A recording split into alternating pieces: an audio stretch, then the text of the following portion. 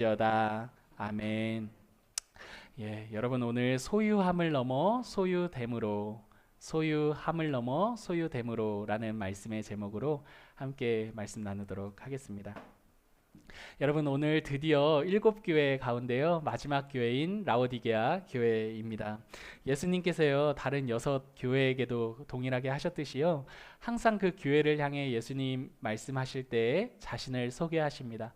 여러분 오늘 우리가 읽은 본문 역시도요 예수님께서 라오디게아 교회를 향해 자신이 누구인지 이렇게 소개하고 계셔요. 14절 같이 한번 읽어보실까요? 14절입니다. 시작. 라오디게아 교회의 사자에게 편지하라. 아멘이시오. 충성되고 참된 증인이시오. 하나님의 창조의 근본이신 이가 이르시되. 여러분 14절 보시면요 예수님이 자신을 세 가지로 소개하세요. 첫 번째는요 아멘, 아멘이라 이렇게 소개하세요. 그리고 두 번째는요 충성되고 참된 증인이라 소개하세요. 그리고 마지막에는요 하나님의 창조의 근본, 창조의 근본으로 자기를 소개하십니다. 여러분 각각의 소개가 의미하는 바가 있어요. 제가 하나씩 설명해 드릴게요. 여러분 먼저 아멘이라는 이 말은요 히브리어로 진리라는 의미예요. 진리. 아멘은요 진리입니다.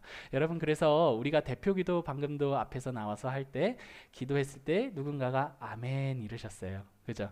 여러분 이 말은요 그 고백이 그 기도의 내용이 진리입니다. 내가 진리인 것을 함께 동의하고 믿습니다 라고 할 때 아멘 이렇게 우리가 사용한다는 것 알 수가 있죠.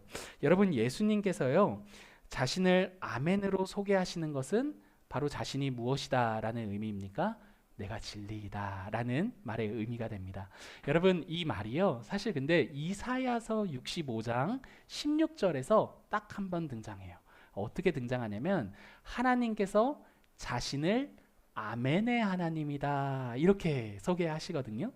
여러분 그러니까 예수님께서 자신을 아멘이다 라고 말씀하시는 건요 사실 이런 의미이기도 하는 거죠. 나는 누구이다? 하나님이다 라는 게 바로 아멘이다 라고 할 때 예수님의 소개 안에 담겨 있는 내용이죠. 여러분 저를 따라 한번 해보실까요? 예수님은 하나님이십니다. 아멘. 아멘. 그죠? 아멘이죠. 아멘의 하나님, 바로 우리가 믿는 예수님이라는 것 알 수 있어요. 여러분 예수님께서요 또 다른 면에서 라오디게아 교회를 향해 자신을 아멘으로 이렇게 진리로 소개하시는 데에는요 사실 많은 이유가 있을 수 있지만요 한 가지 핵심적인 이유가 있어요. 그게 어떠한 이유인고 하니 앞으로 라오디게아 교회를 향해 본인이 하시게 될 그 말이 진리의 말이라는 것을 확증하시기 위해 나는 아멘이야 이렇게 말씀하시는 거예요. 예수님께서 자신을 아멘으로 소개하시는 이 호칭에 대해서요 저기 미국에 제프리 와이머라는 신학자가 있어요. 제가 사진 하나 준비했어요. 이 사람이 이 아멘이라는 예수님의 자기소개를 이렇게 소개하고 있어요. 여러분 한번 들어보세요. 제가 읽을 테니까 눈으로 따라 읽어보세요. 그리스도께서 나는 아멘이다 라고 말씀하시는 것은 그 라오디게아 교회를 향해 이렇게 말씀하시는 겁니다. 나는 진리이다.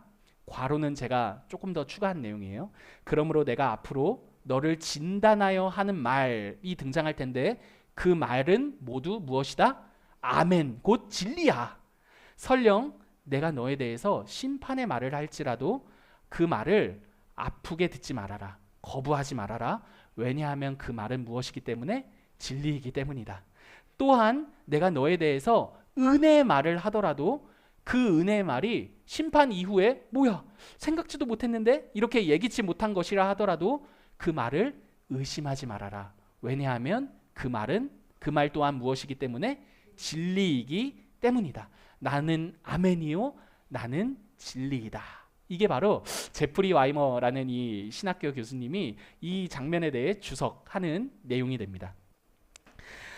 여러분 예수님께서 자신을 아멘으로 소개하시는 데에는요 앞으로 자신이 하게 될 그 라오디게아 교회를 향해 하게 될 심판의 말에 있어서나 은혜의 말 이 두 가지가 등장할 텐데 이 두 가지 모두 아멘으로 진리로 받을 것을 강조하시기 위해 나는 아멘이다 이렇게 말씀하시는 것이죠.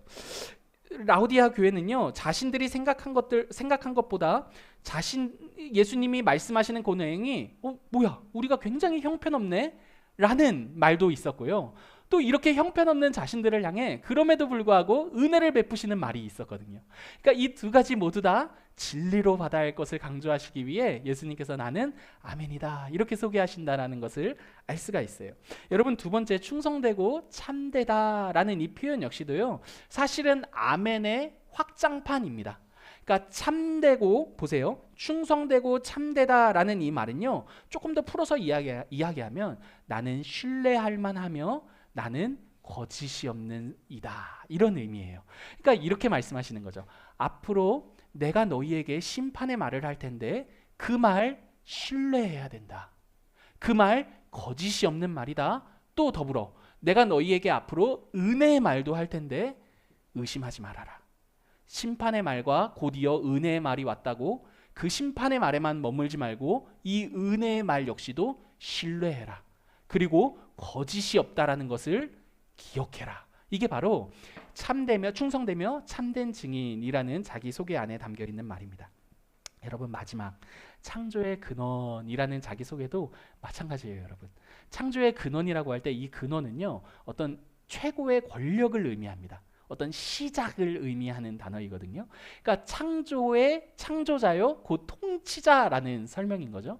그러니까 예수님이 그 교회를 향해 이렇게 말씀하시는 거예요. 야야, 나는 너희를 심판할 말을 할 권세도 있고, 그죠? 너희를 향해 은혜의 말을 할 권세도 있는 하나님이야. 그러니까 내가 어떠한 말을 하든지 간에 이 말을 신뢰하고 붙들어라. 이런 말이 이 내용이 바로 예수님의 이 세 가지 소개 안에 담겨 있는 내용이고 의미입니다. 여러분, 이 예수님의 소개에 대해 소개를 통해 우리가 한 가지 좀 생각해 봤으면 좋겠는데요. 사랑하는 성도 여러분, 예수님께서요, 이 세 가지 호칭으로 자신을 소개함에 있어서 라우디아 교회를 향해 말씀하고자 하시는 것이 무엇입니까? 첫 번째로는요, 여러분, 예수님은 하나님이시라는 사실이죠. 때문에 여러분, 예수님은요, 잘못된 것에 대해서 심판하실 수 있는 분이십니다. 그죠? 예수님은 하나님이시기 때문에 여러분, 예수님이 심판하시는 분이라는 데에 있어서는요, 사실 우리가 쉽게 믿습니다. 그렇지 않으세요? 여러분, 뭔가 우리가 잘못했어요. 잘못한 일을 행했는데 마침 뭔가 우리의 앞날이, 우리의 현실이 어두워졌어요. 그러면 우리도 모르게 이런 생각합니다. 내가 죄를 지어서 이런 뭔가 심판을 받는구나. 여러분, 이렇게 생각하기 쉬운 게 우리가 일반적으로 신앙생활 할 때 어떤 심판하시는 예수님에 대한 이미지입니다. 여러분, 물론 예수님께서는요, 우리의 잘못에 대해 심판하시는 분이십니다. 심판주 맞습니다. 하지만 여러분, 그 심판만 가지고 예수님을 생각한다면요, 이는 예수님을 오해한 것입니다. 왜냐하면 오늘 예수님께서는요, 라우디아 교회를 향해 너희가 내 말이 진리임을 믿는다는 것은 심판만이 아니라 내가 너희에게 베풀 은혜까지도 믿는 것이야 라고 말씀하셨기 때문입니다. 사랑하는 성도 여러분, 예수님은요, 심판주 맞습니다. 분명히 예수님은요, 심판주로서 이 땅에 다시 오실 것입니다. 하지만 여러분, 예수님은요, 이 역시도 기억하시기 바랍니다. 하지만 여러분, 예수님은요, 심판주임과 동시에 심판받아야 마땅한 우리에게도 은혜를 베푸시는 분이라는 것을 기억하시기를 바랍니다. 여러분, 이 말이 무슨 말인지 오늘 본문이 조금 더 구체적으로 설명해주고 있습니다. 여러분, 라우디아 교회를 향해서요, 예수님께서 너희를 향한 그 심판의 말도 너희가 아멘으로 받아야 돼 라고 하시면서요, 15절과 16절에 그 심판의 내용에 대해 이렇게 말씀하세요. 15절 16절 같이 한번 읽어보실까요? 시작. 내가 내 행위를 아노니 내가 차지도 아니하고 뜨겁지도 아니하도다. 내가 차든지 뜨겁든지 하기를 원하노라. 내가 이같이 미지근하여 뜨겁지도 아니하고 차지도 아니하니 내 입에서 너를 토하여 버리리라. 여러분, 예수님께서요, 라우디아 교회를 향해서요, 네가 미지근하다, 뜨겁든지 차갑든지 하라 이렇게 말씀하시는 거죠. 우리 정서에서요, 여러분, 이 말을 딱 바로 받으면요, 어떤 신앙의 열정으로 이해하기 쉽습니다. 그죠? 어떤 뜨거움을 신앙의 열정으로 이해해서요, 미지근한 라우디아 교회가 열정이 식었구나, 아, 미지근해졌구나, 이 교회가. 이렇게 이해하기 쉬운 게 오늘 본문의 내용입니다. 하지만 여러분, 만약 그렇게 어떤 신앙의 열정으로 오늘 이 본문을 생각한다면요, 예수님께서 차가워지라고 말씀하신 거는 이해할 수가 없는 내용이 됩니다.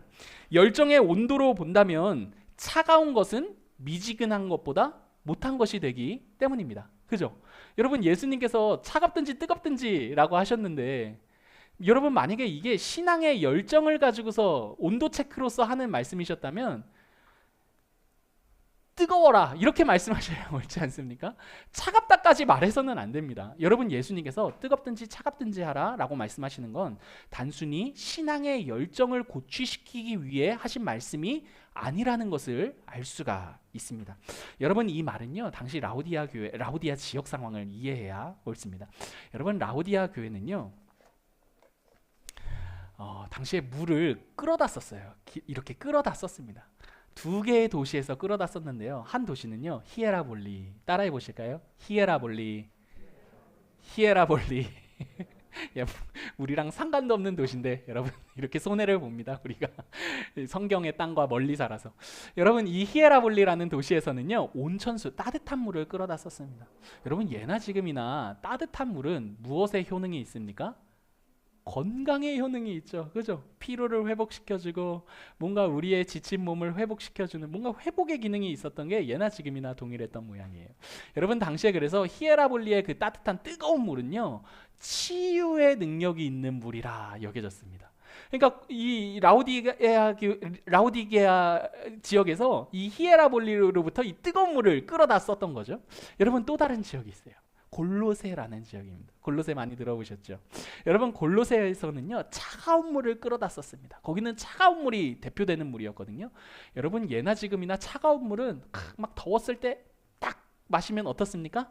시원하고 상쾌하죠. 이야, 살 것 같다. 이런 물이 바로 골로새가 주는 물이었던 거죠. 여러분, 그러니까 라오디게아에서는요, 이 뜨거운 물은 어떤 회복과 몸의 심신의 치유의 기능으로, 그 골로새의 차가운 물은 마시기 좋은 물로서 그 둘에게는 뜨겁든지 차갑든지, 여러분, 물은 딱 이 두 종류가 최고의 물이었던 겁니다. 그래서 근데 여러분, 끌어다 오는 중에 간혹이 아니라 빈번하게 이 물들이 어떻게 됩니까? 식는 겁니다. 미지근해지는 겁니다. 뜨거운 물도 미지근해지고 아주 차가웠던 그 물도 오는 길에 미지근해지고.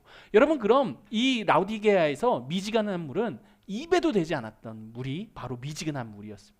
이 아무 효능도 없고 아무 쓸모짝에도 없는 물이 미지근한 물이었다라는 말입니다. 때문에 여러분, 그 고대 문서에서요, 이런 내용이 있었대요. 미지근한 물은 노예에게나 줘라.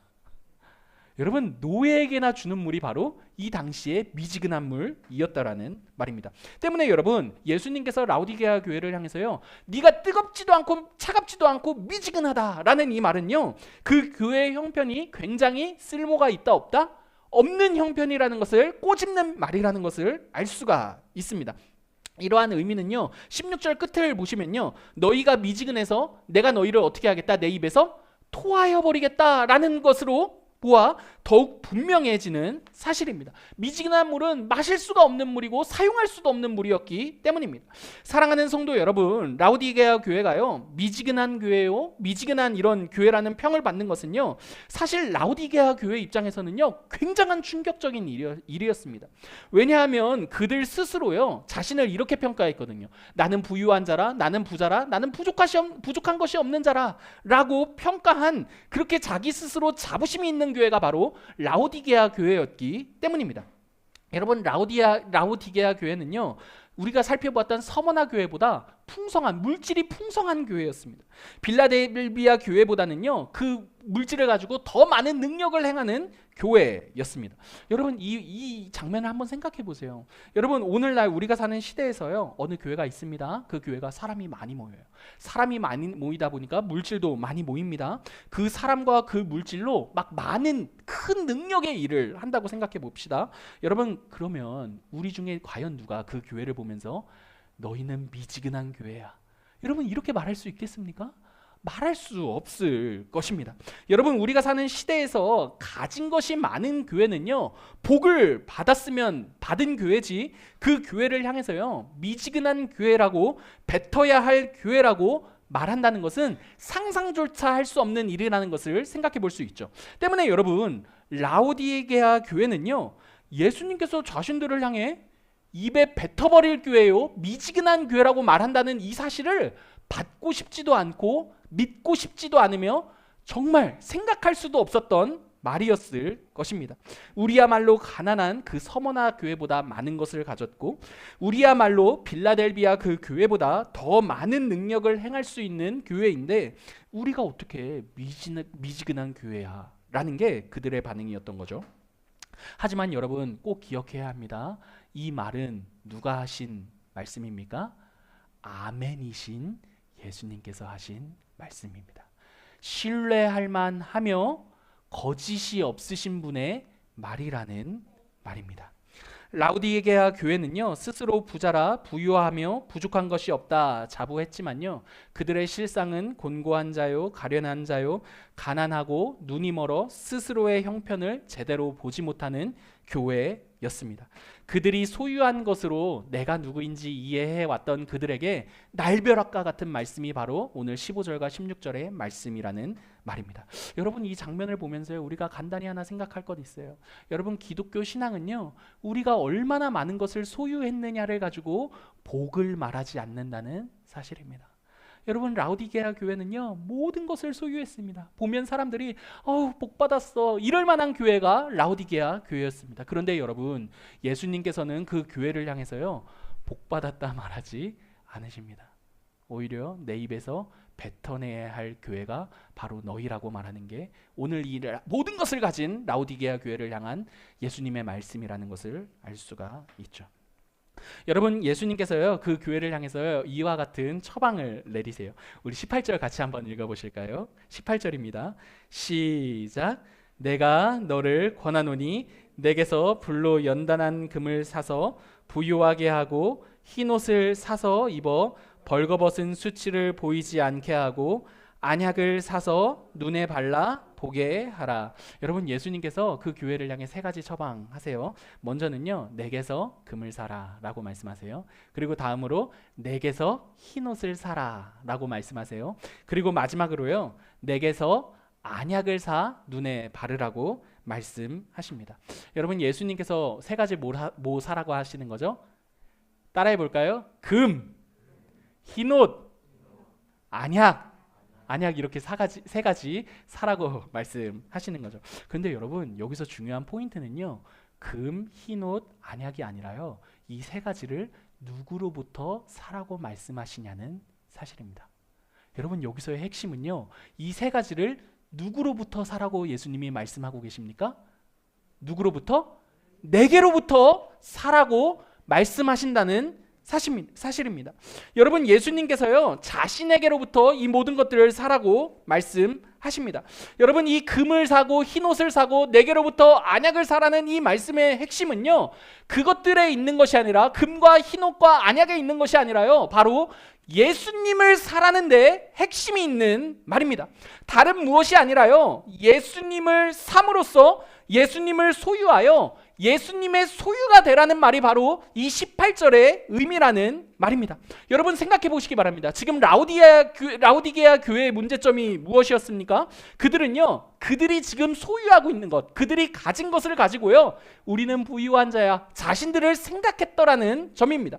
그들의 정체성이 그들이 자신의 정체성으로 삼은 그 기준과 뿌리가 무엇이었습니까? 바로 자기들이 소유한 것들이었습니다. 여러분, 그들이 소유한 것들은요 굉장히 다양했을 것입니다. 대표적으로는요 돈이었겠죠. 돈을 가지고 얻은 물질일 수도 있을 것이고 사회적인 지위일 수도 있을 것입니다. 무엇이 되었든 간에요 그들은요 자신이 소유한 것을 가지고 자신들을 자랑하는 교회 였습니다. 그래서 그들은 이렇게 말했죠. 우리는 모든 것을 가졌어. 우리는 부자고, 우리는 부유한 자고, 우리는 부족한 것이 없어 라고 말했지 않습니까? 그런데 여러분, 이러한 문제는요, 오늘을 사는 이 교회 공동체에게도 동일하게 주어집니다. 여러분, 제가 일전에요, 어떤 한 분과 대화를 나누는데 그분이 어떤 굉장한 교회였어요. 그분이 교회 소개를 막 하시면서 이런 이야기도 첨언하셨어요. 우리 교회는 국무총리도 다닙니다. 여러분, 이 말을 하는 의도가요, 뭐 객관적인 정보를 전달하려고 국무총리 다닙니다, 뭐 정보를 전달하기 위해 하신 말씀일 수도 있겠죠. 하지만 여러분, 그 표정과 그 뉘앙스와 문맥을 볼 때 국무총리가 다닌다는 그 사실이 그 교회의 자랑이 된다라는 것을 알 수가 있습니다. 국무총리가 다니는 교회가 바로 우리 교회야. 우리 교회는 국무총리가 다니므로 좋은 교회지. 이게 바로 굳이 국무총리가 다닌다는 말을 함으로써 자랑하고 싶었던 사실 아니냐는 말입니다. 여러분, 이뿐만 아닙니다. 우리가 흔히 듣는 간증들을 보면요, 예수님을 잘 믿었더니 연봉이 이렇게 되었다, 뭐 이런 이야기, 이런 류의 이야기도 굉장히 많다라는 것 알 수 있죠. 여러분, 간증 중에 이러한 말 도대체 왜 하는 것입니까? 여러분, 예수님을 이야기하는 것 같지만요, 진짜 앞에 나와서 하고 싶은 얘기는 내 연봉 이야기라는 것 알 수 있습니다. 여러분, 저는 단순히 교회에 유명한 사람이 다니는 것을 자랑한다거나 예수님을 믿어 연봉이 높아졌다, 뭐 이런 이야기, 이런 자랑들을 하는 사람들을 비난하고자 하는 말이 아닙니다. 여러분, 하지만 제가 경계하고 싶은 것은 분명히 있습니다. 어떠한 것을 경계하고 싶냐면요, 그렇게 내가 소유한 것을 자랑함으로 우리가 정작 소유해야 할 예수님을, 우리를 소유하신 그 예수님을 밀어내는 일입니다. 여러분, 예전에 제가 한 책을 읽는데요, 그 책의 서문에 이러한 이야기가 있었어요. 꾸며낸 이야기예요. 이 저자가 이러한 이야기로 서문을 엽니다. 사탄이 만약에 한 도시를 장악한다면 어떠한 일이 일어나겠는가? 질문을 던져요. 했더니 생각해 보십시오. 여러분들 생각해 보십시오. 사탄이요, 만약에 이 자곡동을 휘어잡고 있다고 생각해 보십시오.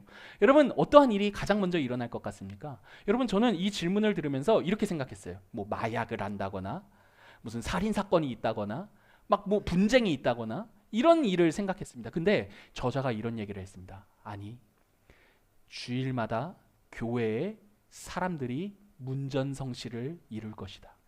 그 어떠한 때보다 교회에 수많은 사람들이 모여들 것이다. 하지만 그 가운데 예수는 없을 것이다. 여러분, 저자가 하고 싶은 말이 무슨 말인지 아시겠습니까? 여러분, 진짜 사탄이 바라는 것은요, 단순히 교회에 사람이 적게 오고 능력 없는 교회로 만들고, 여러분, 이런 데 관심이 있는 게 아니라 사람이 얼마든지 많이 모이는 건 상관없습니다. 하지만 그 가운데 예수만 없으면 되는 겁니다. 사랑하는 성도 여러분, 사탄이 바라는 것, 교회에 사람이 오지 않는 것 아닙니다. 교회가 가난해지거나 작은 능력을 갖게 되는 것 아닙니다. 사탄은 교회가 부하든지 가난하든지, 뭐 능력이 많든지 적든지 관심이 없습니다. 사탄의 관심 무엇입니까? 더 이상 사람들로 하여금 그리스도께, 예수께 관심을 두지 않게 만드는 것입니다. 그래서 여러분, 사탄은요, 오늘 우리가 사는 시대 한복판에서 우리를 이렇게 속이죠. 예수가 아닌 그 무엇이든지 좋다, 네가 소유한 그것으로 너를 자랑하라고 말입니다.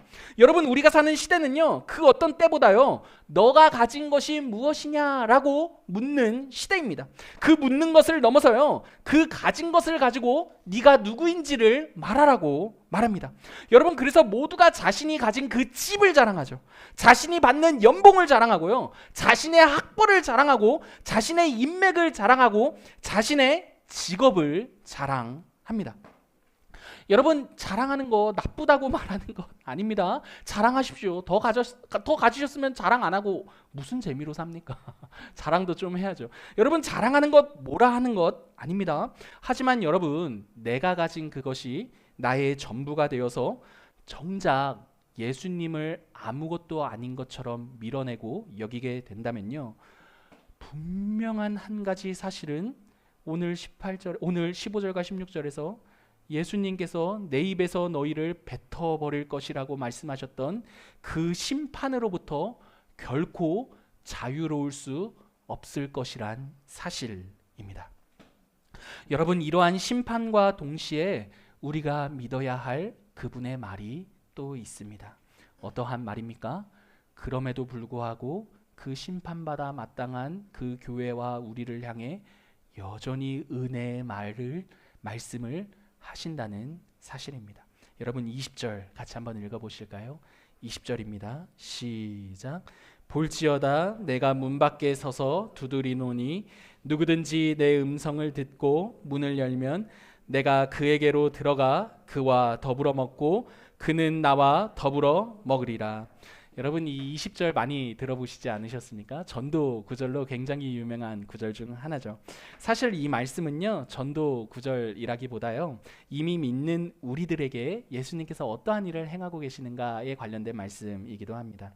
여러분 지금 라우디게아 교회는요, 자신들이 이미 모든 것을 가진 자들이라고, 자신들이 소유한 것으로 부족한 것이 없다라고 여기는 상황입니다. 그들은 예수님이 아니어도요, 우리는 이미 충분해 이렇게 생각하는 사람들인 거죠. 그런데 여러분 그러한 교회를 향해 예수님이 지금 어떠한 일을 하고 계십니까? 그 문 밖에 서서요 계속해서 그 교회의 문을 두드리고 계십니다.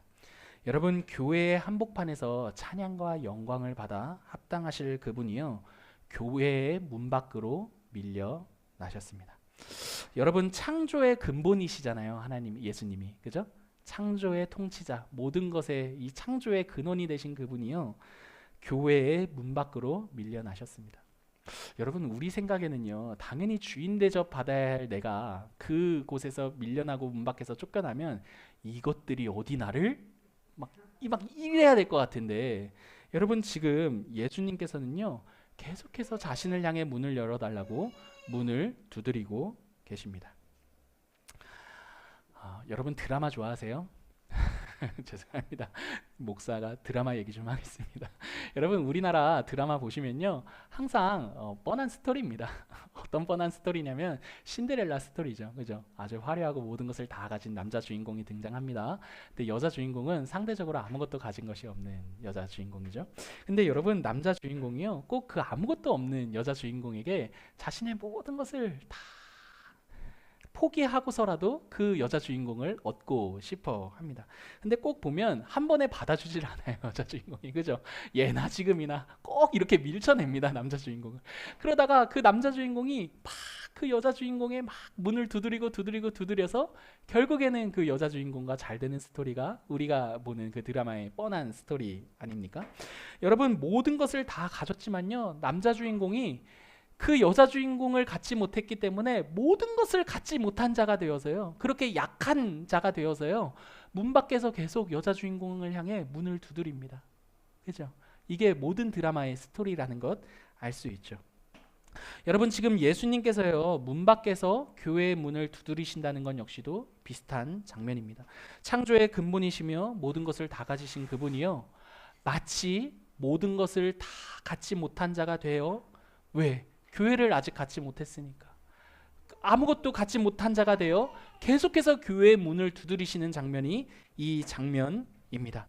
예수님께서는요 문을 두드리시는 약한 모습이 되셨습니다. 여러분 왜 이렇게 약한 자의 모습으로 문을 두드리시는 것일까요? 창조의 근본이신 그분이 문을 부수고 들어갈 수도 있는 거잖아요. 여러분 왜 그런 거죠? 왜 계속 문을 두드리시는 이 약한 자리에 세워지는 거죠? 여러분 남자 주인공이 모든 것을 다 가졌잖아요. 돈도 있고 백도 있고 다 있잖아요. 근데 왜 그렇게 여자 주인공을 기다리며 그 문을 두드리며 갈구하는 겁니까? 왜 강제로 집행하지 않는 거죠? 사랑하기 때문입니다. 여러분 사랑하기 때문에. 그죠?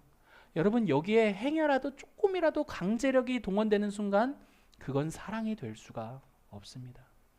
여러분 예수님께서 모든 것을 다 가지셨음에도 불구하고 모든 것을 갖지 못한 자가 되어 그 약한 자리에 서서 문을 두드리시는 이유가 사랑하시기 때문입니다. 여러분과 저를 얻고 싶어 하시기 때문이죠. 우리를 소유하고 싶으시기 때문입니다. 여러분 누군가를 소유할 때 단일말의 강제력이라도 동원되면 여러분 그것은 참된 소유가 될 수 없습니다.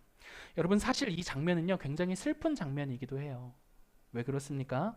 사실 예수님은요 원래는 문 밖에 계셨던 분이 아니시거든요. 여러분 원래 예수님께서는요, 그 교회를 자신의 문 안으로 초대하셨던 분이십니다. 근데 그 교회가요, 예수님을 문 밖으로 쫓아낸 것이죠.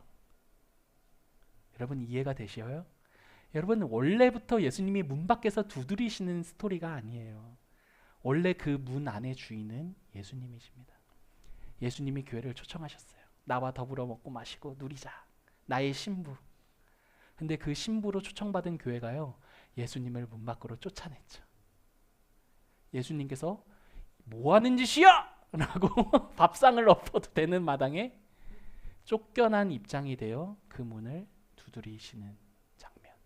오늘 우리가 읽은 이 3장 20절의 내용이 되는 거죠.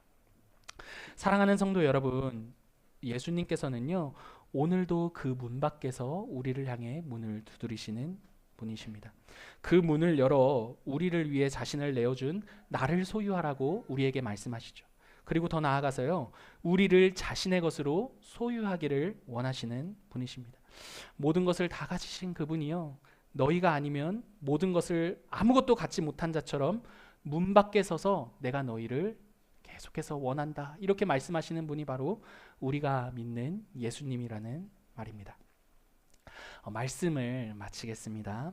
여러분 이 세상은요, 우리에게 이렇게 말해요. 너희가 문을 두드려 무엇인가를 얻고 소유해라, 이렇게 말하는 세상입니다. 때문에 여러분 우리는요, 사실 문을 두드리는데 굉장히 익숙합니다. 문을 두드리고 두드려 얻은 그 소유는요, 우리들의 자랑이 되는 거죠. 모두가 다, 여러분 가만 보세요. 사람들을 가만 보세요. 모두가 다 두드리며 살아요. 뭘 두드립니까? 직장을 두드려요.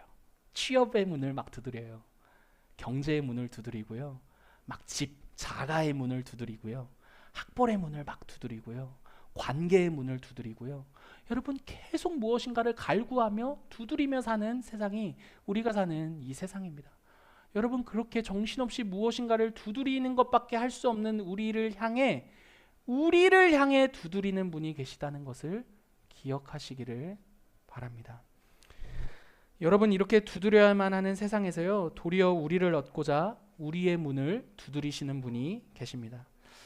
바로 예수 그리스도이시죠. 여러분 예수님은요, 모든 것을 가지신 분이십니다. 그분은 우리가 정작 갖고 싶은 그 모든 것을 소유하신 분이시죠. 그런데 그분은요, 도리어 아무것도 갖지 못한 분이 되셔서요, 우리를 소유하고자 우리를 두드리시는 분이십니다. 너면 된다고, 너 하나면 된다고 우리를 향해 그렇게 두드리는 분, 예수 그리스도이시죠. 여러분 그래서요, 10년이고 30년이고 뭐 50년이고 70년이고 예수님께서 계속 두드리세요. 그죠? 여러분 우리 교회도 70년 만에 오신 분이 계십니다. 여러분 계속 두드리신다고요. 이렇게 몇십 년이 되셨든. 왜 그렇게 두드리십니까?